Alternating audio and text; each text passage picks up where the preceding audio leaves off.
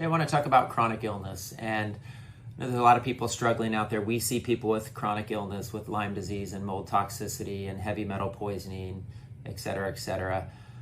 But I really want people to understand that God did not design humans to have chronic illness. And I say that because we talk a lot to the Christian community, because I'm pretty open about my faith. I think a lot of people think that God allowed this, or God wanted this to happen, or God's teaching somebody a lesson. And I think there's actually religions that believe that. I just want you to know I firmly do not believe that.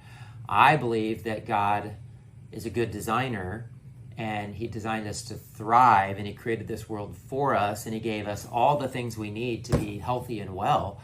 But I really believe what chronic illness, it's because we've chosen man-made things. I really feel like, having worked with over 10,000 people in 15 years, that you can point to every case of chronic illness and say there's a man-made influence. Whether it's just our culture and our lifestyles and the extreme stressful lifestyles we're living as Americans, or it's the processed food, or it's the chemicals, the herbicides, the pesticides, the et cetera, it's the man-made influence. It's choosing the world, it's choosing things of man that I believe what leads to chronic illness.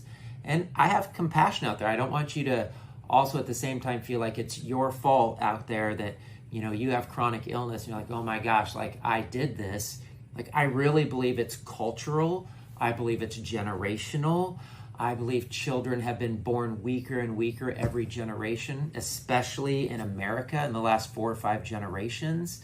If you look at diseases that children have today, you go back even just to my parents' generation, a couple generations ago, nobody had those things. And it's not because it was undiagnosed. Like, no, they didn't exist. So I really just want people to see and understand and believe that chronic illness is reversible. The answer is God, and getting back to creation and proper alignment with how God designed us to live, turning away from man-made things. And I believe we can reverse chronic illness in this country.